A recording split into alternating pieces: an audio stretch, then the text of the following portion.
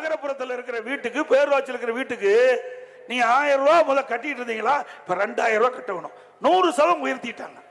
Current bill கேட்க வேண்டியதே இல்லை. அது எப்படித்தான் கரண்ட் பில் போடுறாங்கன்னு யாருக்கும் தெரியல.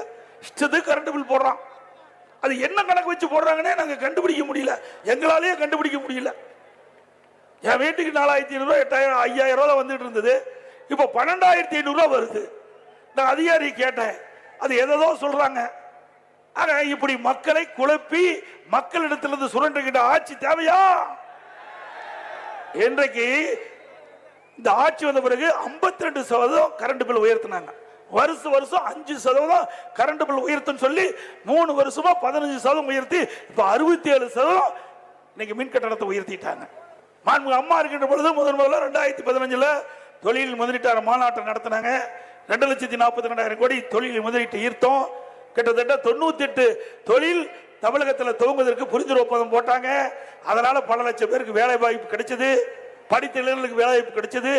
அதே வழியில் வந்து அம்மாவுடைய அரசு நான் முதலமைச்சர் இருந்த காலகட்டத்தில் 2019 ஜனவரியில் தொழில் முதலீட்டு மாநாட்டை சென்னையில் நடத்தினேன். அப்போ 3,05,000 கோடி தொழில் முதலீட்டு ஈர்க்கப்பட்டு 304 புரிந்துணர்வு ஒப்பந்தம் போட்டோம்.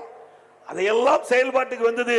திமுக ஆட்சிக்கு வந்த பிறகு இவர்களும் தொழில் முதலீட்டு மாநாட்டை நடத்துவேன் என்று அறிவிப்பு கொடுத்து நடத்துறாங்க. இதுவரைக்கும் எத்தனை தொழில் வந்தது, எவ்வளவு முதலீட்டு ஈர்த்தாங்க, அதனால எவ்வளவு வேலை வாய்ப்பு வரும், இதையெல்லாம் கேட்டா எதுவுமே பதில் இல்லை. இப்படிப்பட்ட அரசாங்கம் தேவையா? மக்களை ஏமாற்றிக்கிட்ட அரசு தேவையா? மாநகராட்சியில் இருக்கிற மக்கள்லாம் உஷாரா இருக்கணும். கடை வச்சிருந்தீங்களா, வரி கட்ட போனா அது ஒரிஜினல் ரசீதியானு பாருங்க. இல்ல போலி ரசீதி போட்டு பில்ல போட்டு உங்கள்கிட்ட பணத்தை வாங்கிட்டு ஏமாத்திடுவாங்க.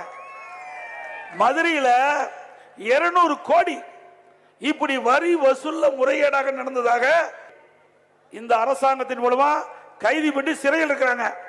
அங்க இருக்கின்ற பல மண்டல குழு தலைவர்கள் ராஜினாமா பண்ணியிருக்கிறாங்க. அப்படி இந்த மாநகராட்சியில் இருக்கிற நம்முடைய கடை வைத்திருக்கும் சரி, வீடு வைத்திருக்கும் சரி, நீங்கள் ஏதாவது வரி கட்ட போனா அந்த வரியில் கொடுக்கின்ற ரசீது உண்மையா என்று பரிசோதனை செஞ்சீங்க.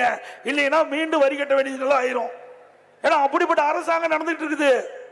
இந்த ஐடியா யார் கொடுத்தாங்கன்னே தெரியல.